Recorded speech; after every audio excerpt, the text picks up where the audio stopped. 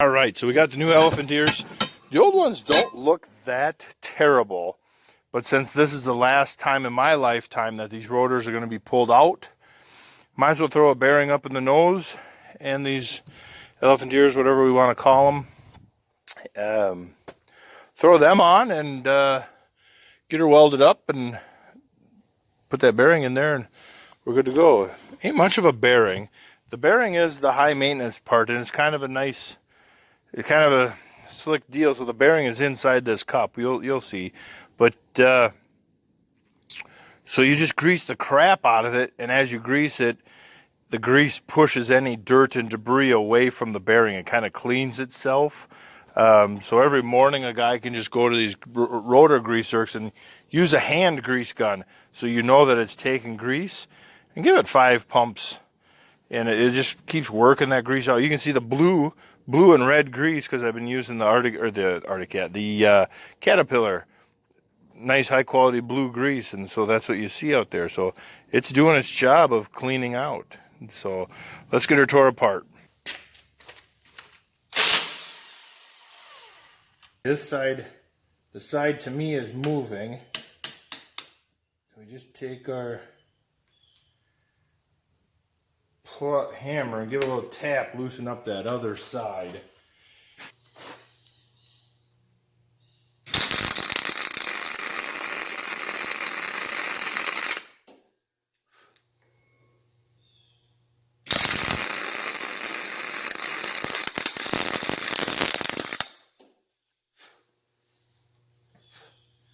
That will, when them welds cool,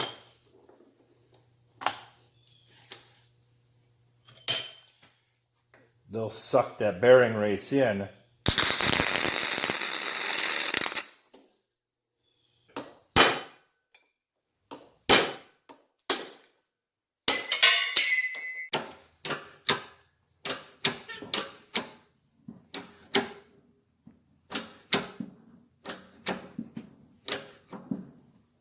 Home.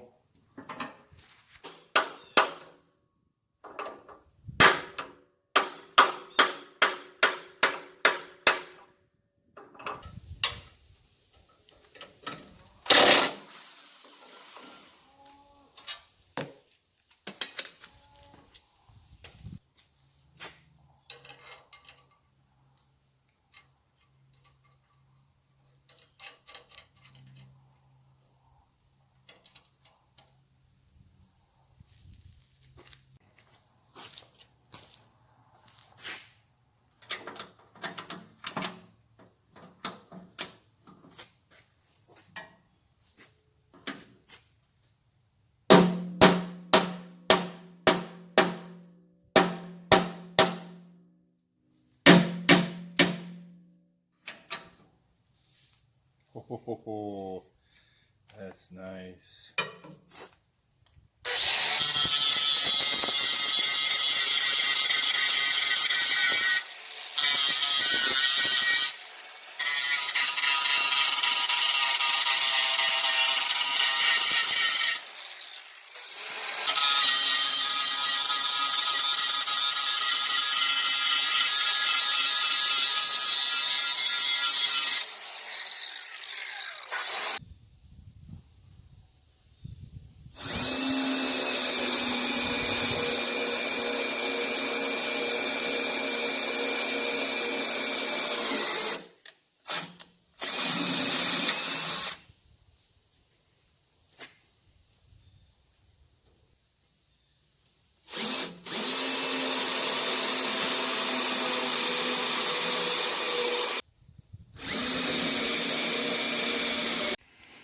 All right, I drilled a hole wherever the crack made a hard direction change so we don't end up getting them to run away.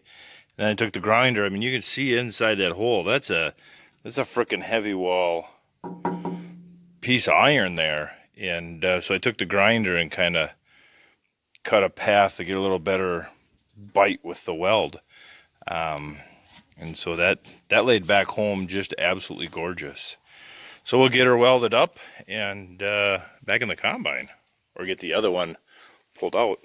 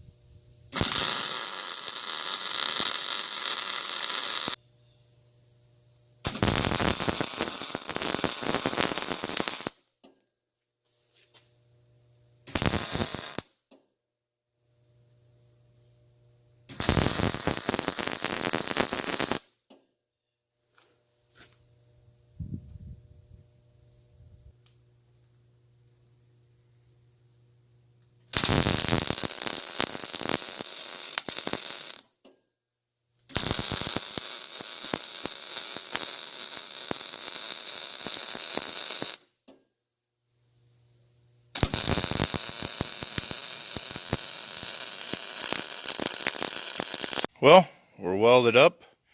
I went a little bit past, so back here at the mound, you can see the joint in the weld. That's where the hole was. So I went a little bit past. Under that lug, I got a good beat under that lug, and then had to grind it back for that lug to fit on. I think we're good to go with this one. Second rotor comes out. I didn't video that one going in because I had to be up in there to guide it. But, so yeah, he comes out.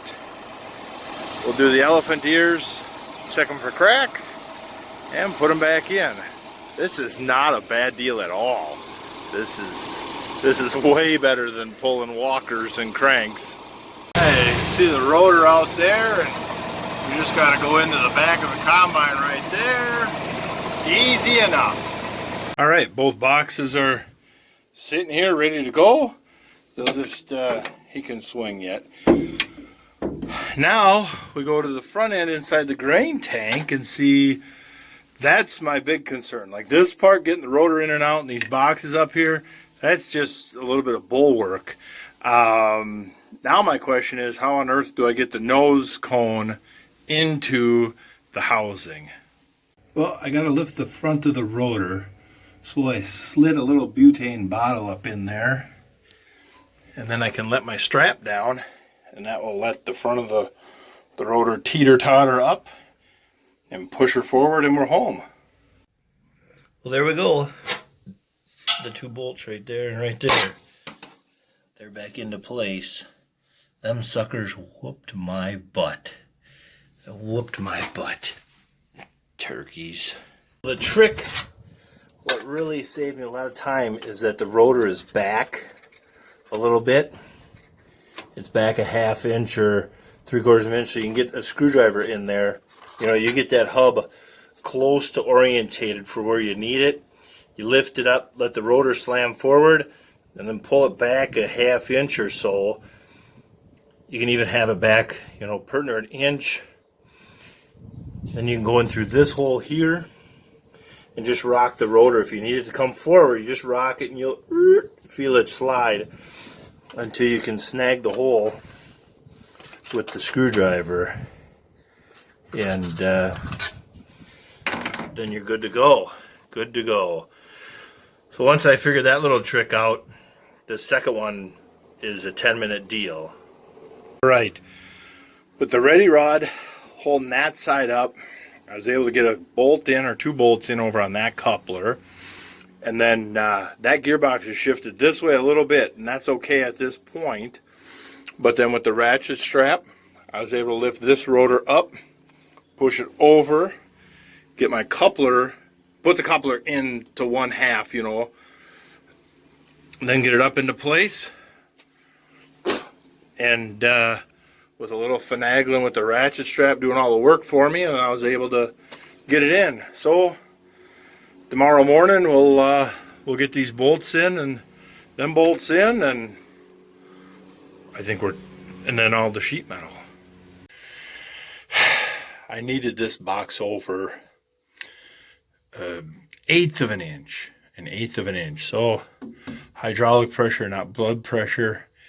Couple pumps, pop, spring pin goes in, box itself lifts up. And so I put a nut on this side so I could lift on this side to pull this up to square it off. And then just use the ram, move it over, pop, everything's in place. No wrestling, cussing, swearing. There we go, guys. Rotors are back in, ready to go.